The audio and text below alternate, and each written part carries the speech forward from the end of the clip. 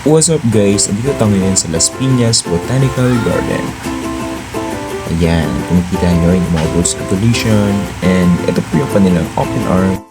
Ngayon lilibutin natin ang Botanical Garden dito sa Las Piñas. At titignan natin kung gaano ka-ganda at ka-conducive na itong lugar na to. No? Sa kalagitnaan po ng Metro Manila. Ay hindi, sa kalagitnaan siya ng syudad or urban city. At kasama ko ngayon si Christian, isa sa mga ating content creator for today's video.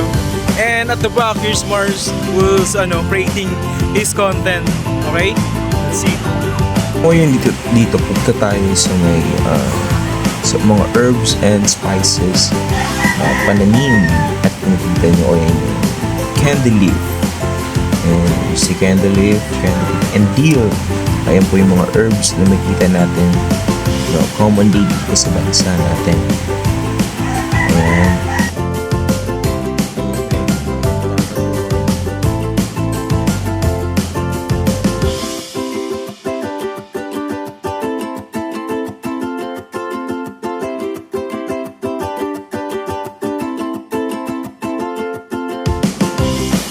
Grabe yung ganda dito guys.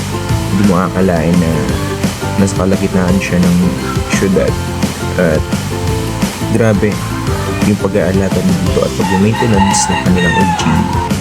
Siyempre magtatanong tayo dito sa mga pag-maintenance.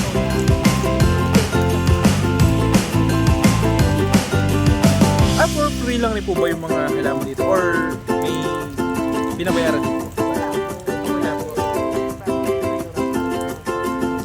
Ng Las Piñas. So, kahit outside po ng Las Piñas pwede rin.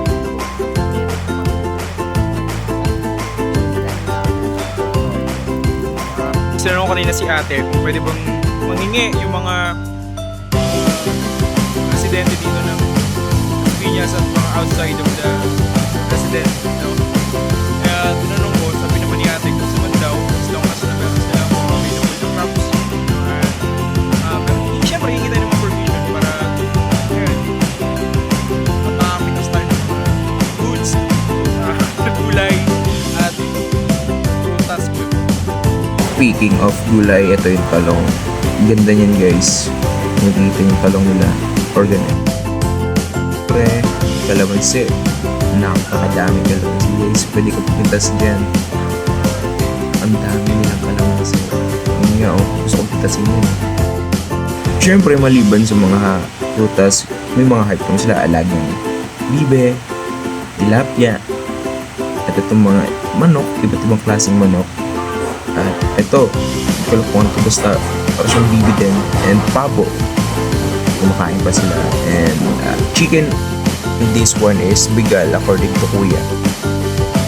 Ito yung tilapia at meron din koi. At kung gusto nyo bisita dito lang yan sa Las Piñas Botanical Garden. Maraming salamat!